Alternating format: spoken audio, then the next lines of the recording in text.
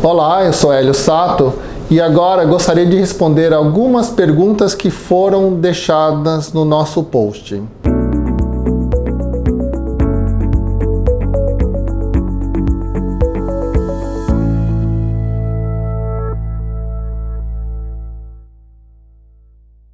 A primeira pergunta postada foi da Viviane e ela questiona se é certo que todas as mulheres com endometrioma têm endometriose intestinal. Não, Viviane, felizmente. O endometrioma é muito mais frequente do que a endometriose intestinal. Por volta de 20 a 30% das mulheres que padecem de endometriose têm um endometrioma. E cumpre esclarecer que é um cisto que ocorre no ovário em pacientes que têm endometriose, e dentro desse cisto que tem um conteúdo líquido, ele é o líquido menstrual. Já a endometriose intestinal é aquela que o implante acaba infiltrando profundamente o intestino, não que somente se apoie sobre o intestino, mas implante. Isso ocorre por volta de 3 a 5% das pacientes que têm endometriose. Muito embora toda paciente que tem endometriose intestinal tem uma maior chance de ter um endometrioma, mas o contrário não é verdadeiro.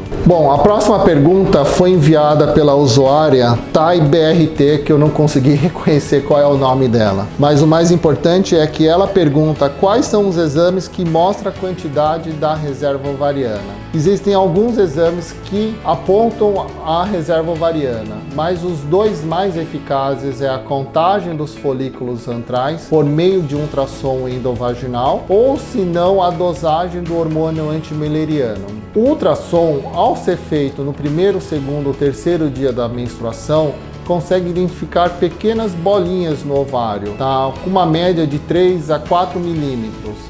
E essas bolinhas nós definimos de folículos antrais. E quanto mais folículos antrais tem uma mulher nos seus ovários, maior é a reserva ovariana, com uma taxa de sensibilidade por volta de 90%. Então é uma alternativa simples de ser feita, pode ser feito no consultório se o médico dispõe de um aparelho de ultrassom ou eventualmente num laboratório. Uma outra alternativa é a dosagem do hormônio antimileriano, que é obtido por meio da coleta do exame de sangue e é feito essa leitura.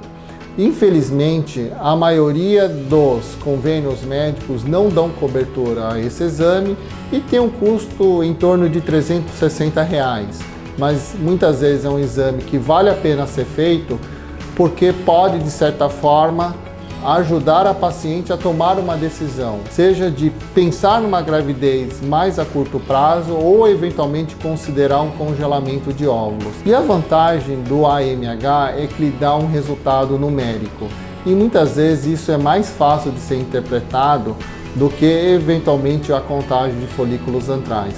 Muito embora, quando feito por bons laboratórios, as taxas são similares, ou seja, de 90% de sensibilidade, conforme já comentei.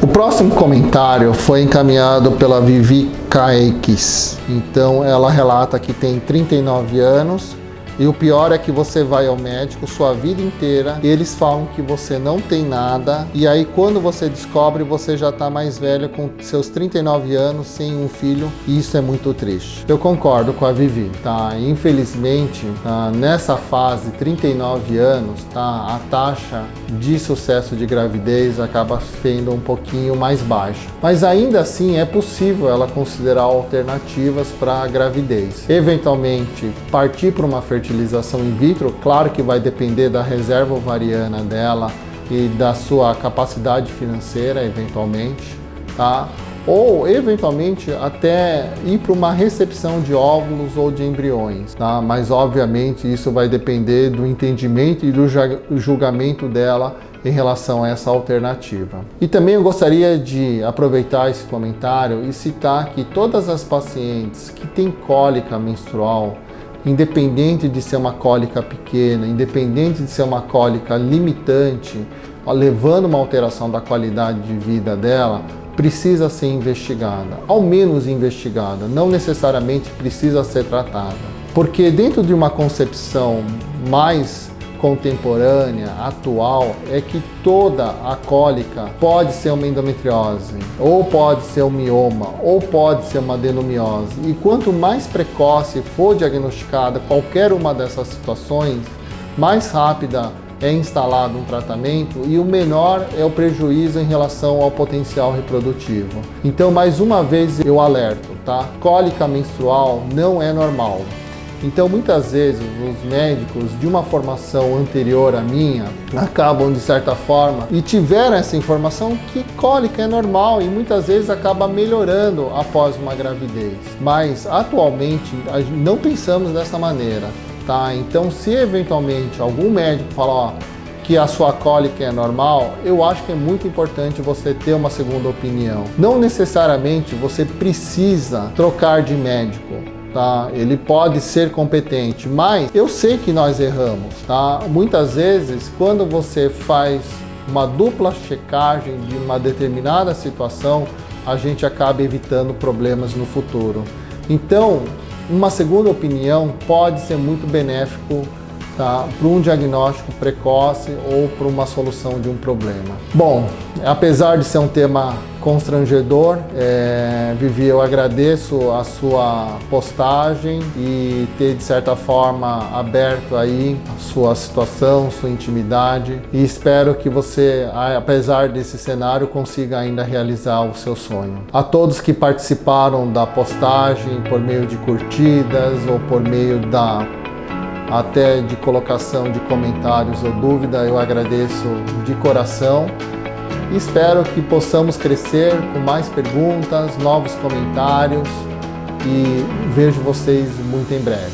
Muito obrigado, até a próxima.